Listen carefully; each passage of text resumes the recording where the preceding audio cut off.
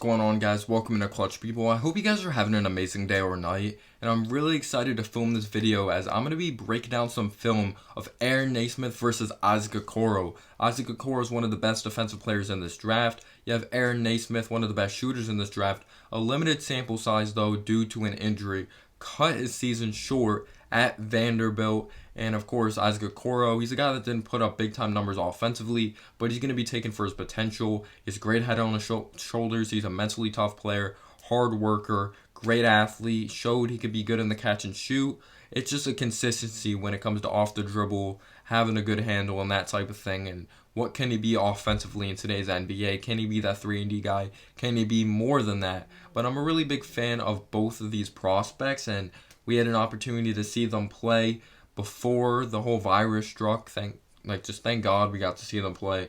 Vanderbilt versus Auburn. Auburn's a great program. Vanderbilt was not the greatest, and they definitely were not the greatest after Nesmith went on to be injured. But Vanderbilt 8-5, Auburn 13-0. Great program. You can't take a look at Issac Okoro's stats when it comes to his overall game because he's a good playmaker of the basketball, but sometimes his teammates just don't execute from the outside or down low. He makes the right basketball play constantly. That's why I always thought stats were overrated, because there's constantly players that make the right basketball pass.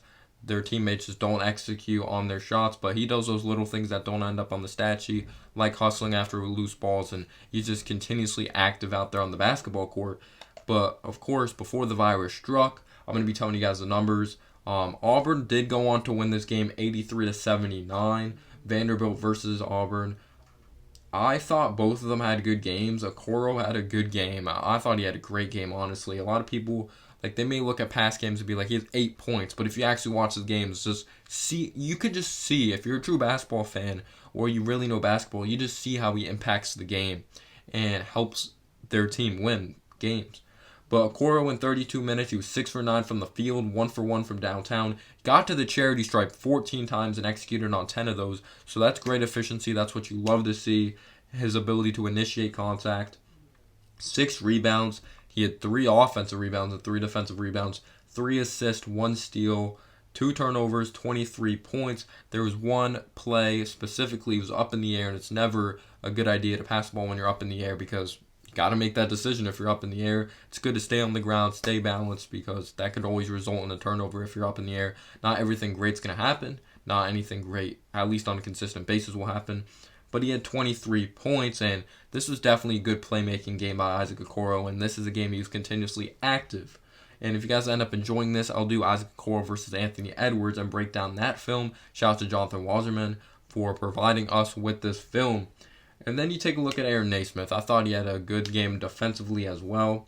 3 steals, 2 blocks, played the passing lane pretty well. Almost fouled out. He had 18 points, shot well from downtown, 4 assists, 7 of 14 from the field, 0 of 3 from the charity stripe. Got to knock down those free throws. Could have had 21 points if he just executed those free throws. 7 of 14 from the field and 39 minutes of action. So he played a lot of minutes. He was a big anchor when it came to their offense.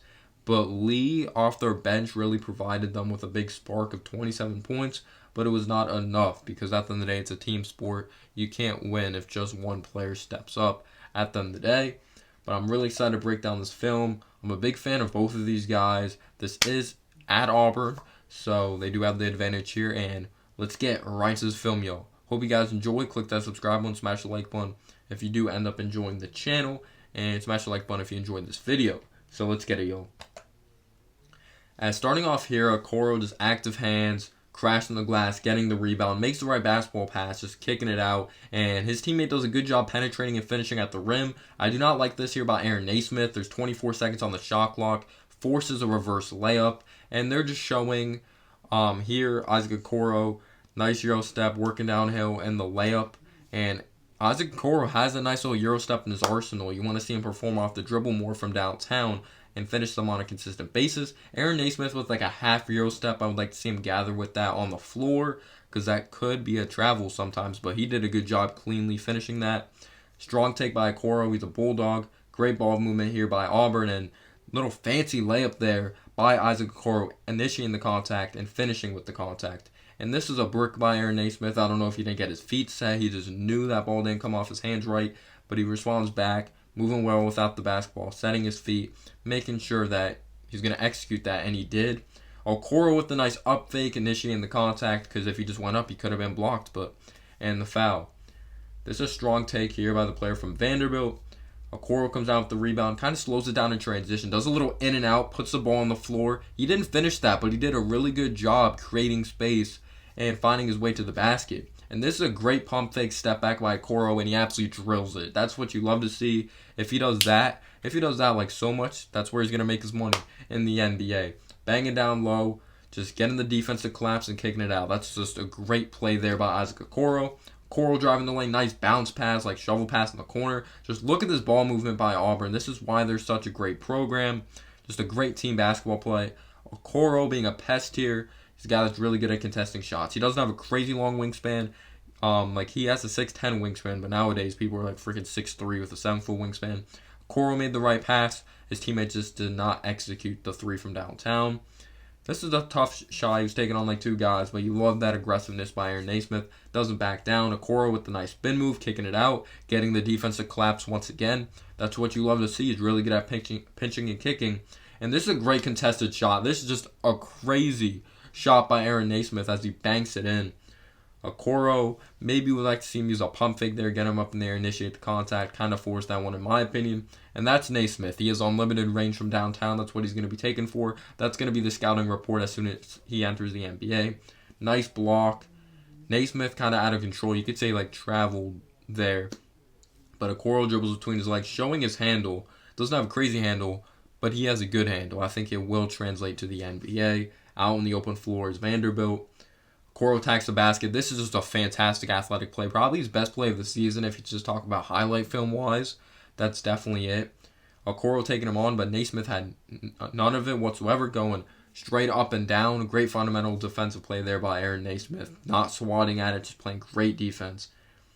And Okoro fights for the basketball, and he gets hype. He takes pride playing defense. He takes pride in playing both ends of the floor. Nesmith is not the fastest of guys, so it's kind of easy to shut him off in those certain situations, but he is strong. So that's a great defensive play there by Auburn.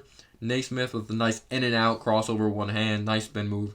But I would just like to see him go up stronger with that one. It seems like he goes up soft in certain situations, and he kind of rushes them. I don't think it's a confidence thing, he's just rushing. Nesmith works downhill. This is an NBA caliber finish. Strong finish with the left hand. That's what you like to see. Okoro with the hockey pass there. That was just a beautiful pass, very accurate. And Nesmith and the foul. This is just what Nesmith is. You could see his form a little Buddy Hield when you take a look at him, but at the end of the day, he is Aaron Nesmith. He is his own basketball player. Not the greatest of shot there. And 50, I would have pump faked. You can't just go up in those certain situations, at least at the college level. Issac Okoro did a good job cutting, initiated the contact because the defense was late there.